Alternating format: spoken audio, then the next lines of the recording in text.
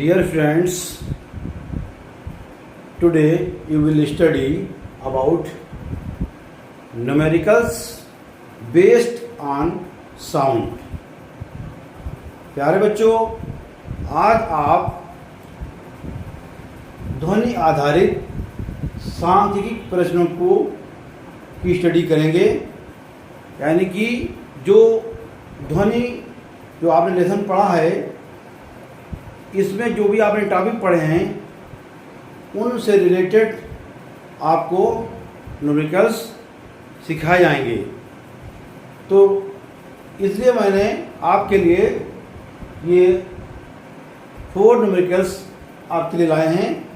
तो इस तरह से न्यूमेरिकल्स को छाटा है कि सभी फार्मूलों का योग इसमें यूज़ हो जाए। यानी जो भी इस लेसन में जो फार्मूले इस्तेमाल हुए हैं, तो इन न्यूमेरिकल्स में उन फार्मूलाज का यूज़ हो जाए। तो हम इसको बारी बारी से एक एक न्यूमेरिकल लेकर के आपको सिखाएंगे। तो आप चारों न्यूमेरिकल्स आपको सीखना है। इसलिए प्यारे बच्चों, आप लोग पूरा वीडियो लास्ट तक देखें तो आपको पूरे लेसन के बारे में जितने भी न्यूमेरिकल्स हैं वो समझ आ जाएंगे, और इन फार्मूले का जो यूज़ है कैसे किया जाता है कहाँ, तो आपको वो भी समझ में आएगा। और ये बहुत ही इम्पोर्टेंट है। तो शुरू करते हैं। पहला हमारा क्वेश्चन है, ये simple pendulum completes 20 oscillations in 10 seconds. Calculate the frequency and time period of oscillations. Question में क्या कहा गया है, कोई भी सरल दोलक है वो 10 सेकेंड में 20 दोलन पूरे करता है। तो इसमें इसकी जो दोलन हो रहे हैं उनकी आवृत्ति और आवर्तकाल क्या होगा, ये क्वेश्चन में पूछा गया है। तो सबसे पहला हम सॉल्यूशन नंबर 1 लेते हैं।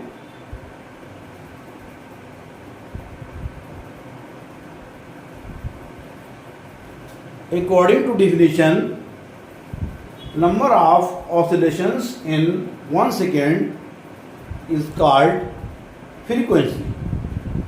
तो फ्रीक्वेंसी हम इसी से निकालेंगे, because number of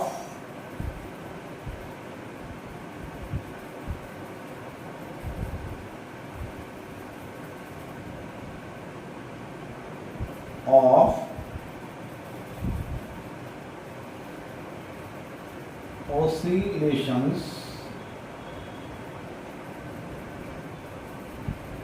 in 1 second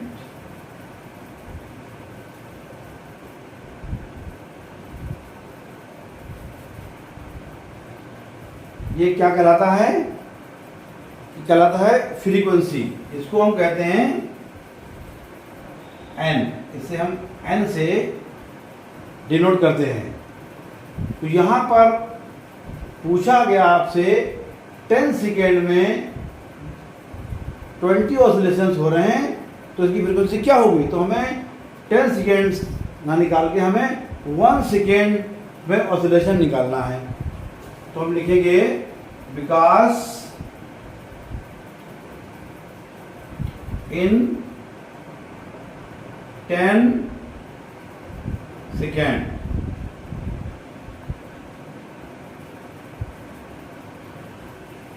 number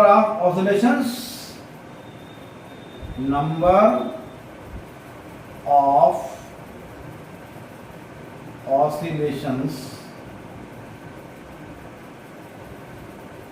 equal to 20। यानी कि 10 सेकेंड में दोलनों की संख्या कितनी है, 20।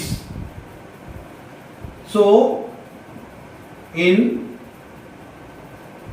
1 सेकेंड अगर हम 1 सेकेंड में निकालें, number of oscillation equal two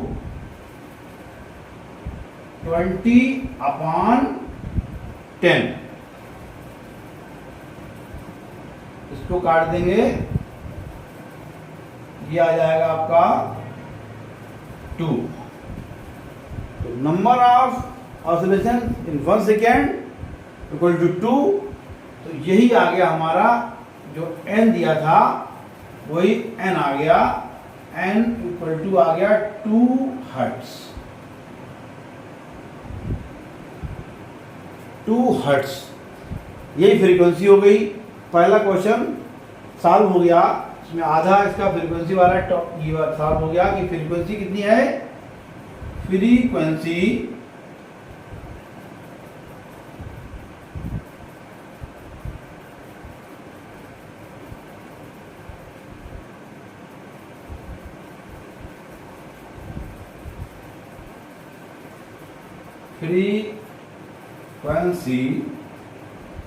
equal to 2 hertz.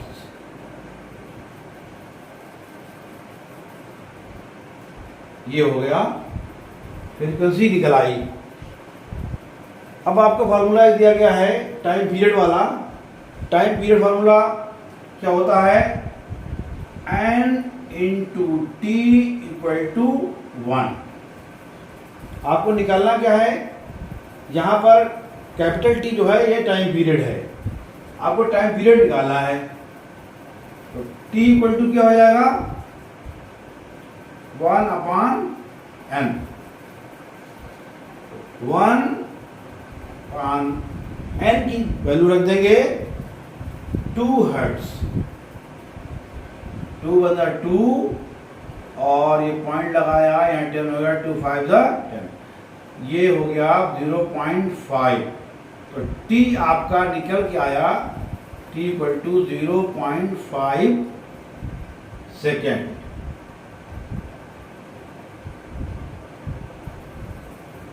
ये t आ गया, ये क्या है, टाइम पीरियड। इसको लिख दो, टाइम पीरियड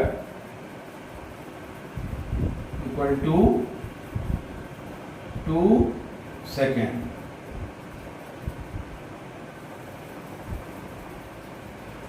तो पहला न्यूमेरिकल हमारा सॉल्व हो गया। उसके बाद सेकेंड न्यूमेरिकल हम लेंगे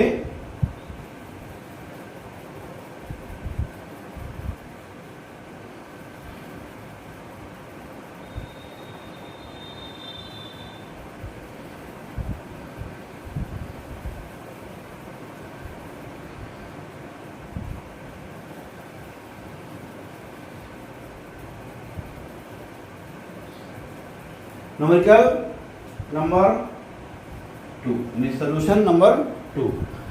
सेकेंड क्वेश्चन में क्या पूछ रहे हैं, wave length of A wave is 50 centimetre, frequency is 600 hertz, find velocity of A wave. किसी तरंग की जो तरंगदैर्घ्य है वो 50 सेंटीमीटर है और उसकी आवृत्ति जो है वो 600 हर्ट्ज है, यानी कि 50 सेंटीमीटर। यहाँ पे एक ध्यान रखने की बात है कि ये सेंटीमीटर में दिया हुआ है, तो इसको हम जब सॉल्व करेंगे तो सेंटीमीटर को मीटर में कन्वर्ट कर लेंगे, उसके बाद सॉल्व करेंगे। पूछा क्या गया है, find velocity of wave, v पूछा गया है, वेलोसिटी। तो पहले नोट कर लेते हैं वेव लेंथ। वेव लेंथ जो है वो इसे हम लैम्डा से नोट करते हैं, यह है 50 सेंटीमीटर। इसको हम जब मीटर यहीं पे बना लेते हैं तो ये 50/100 ये हो गया मीटर में। इसे काटेंगे 5 1 दा 5 2 दा, तो ये हमारा आंसर आएगा 0.5 2 5 दा 10। तो ये मीटर में आ गया।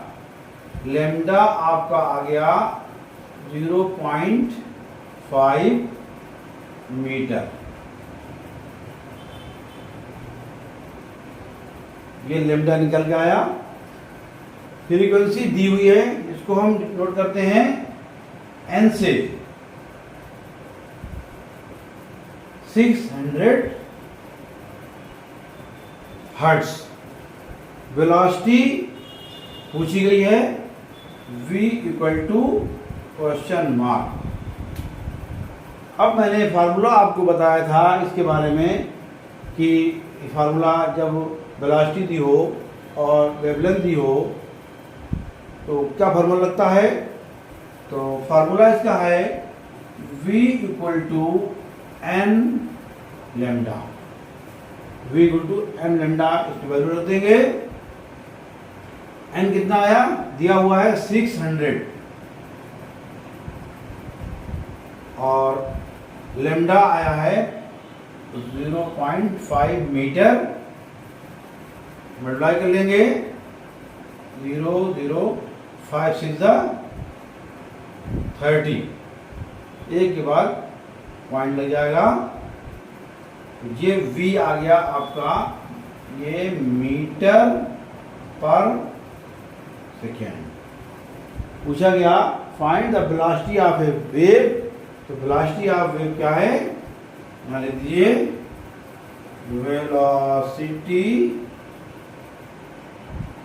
ऑफ वेव = 300 मीटर पर सेकेंड। इसकी यूनिट होती है मीटर पर। तो ये आपका दूसरा क्वेश्चन सॉल्व हो गया।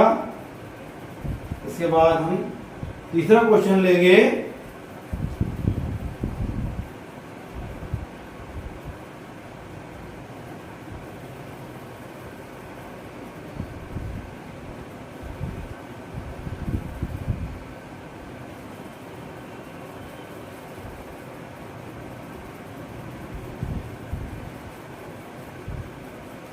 Third question, numerical number third. इसमें क्या है,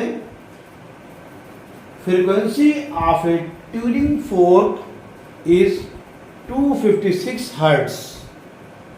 how many oscillations will be done in 10 seconds.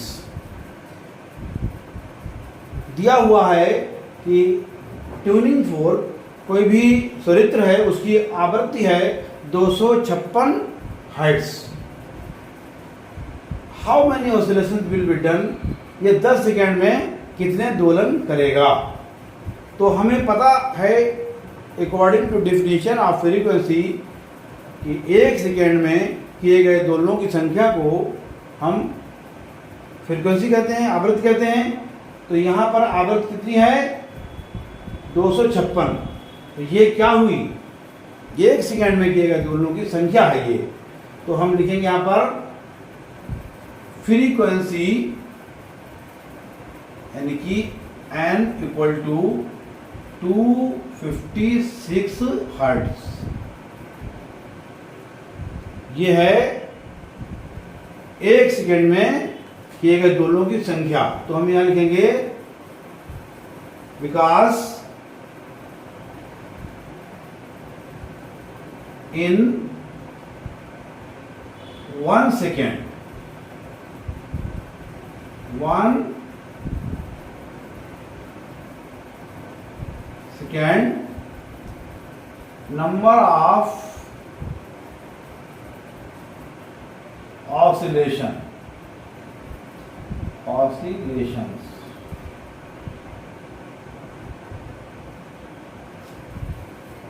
in 1 second number of oscillations 256।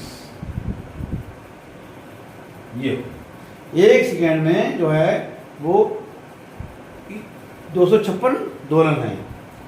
तो 10 सेकेंड में कितने होंगे, सो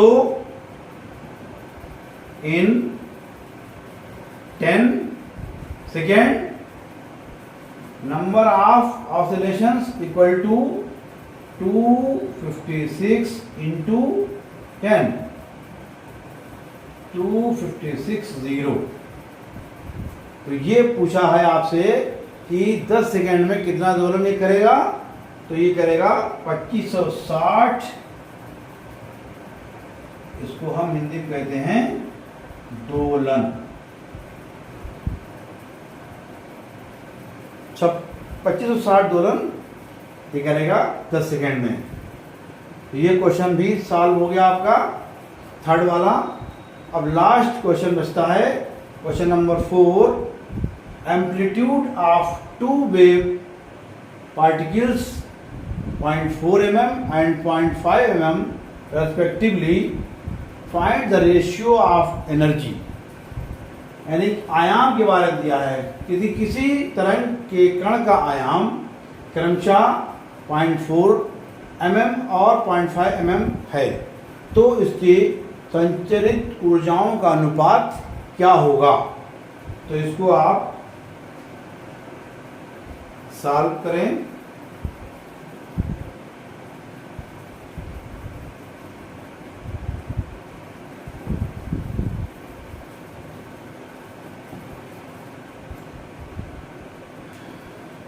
ये है न्यूमेरिकल नंबर 4। इसमें एम्पलीट्यूड, इसको हम नोट करते हैं एम्पलीट्यूड को A1 इक्वल टू 0.4 mm और एम्पलीट्यूड A2 है 0.5 mm। ये एम्पलीट्यूड हो गया आयाम, यानी क्या है उसका आयाम क्या है तरंगों का 0.4 mm और 0.5 mm, ये इसका आयाम है। और एनर्जी निकालना है, तो मैंने फार्मूला इससे पहले आपको दिया था, A is directly proportional E square. ये फार्मूला आपको दिया गया था। ये यहां से इस तरह से होता है, ए स्क्वायर इक्वल टू, यानी ए स्क्वायर ई के बराबर। या इसको हम इसका ऐसे लिख सकते हैं, E is directly proportional A square. तो ये स्क्वायर यहां पर हम इसको ऐसे लिख सकते हैं, E1 upon E2 equal to A1 upon A2 square.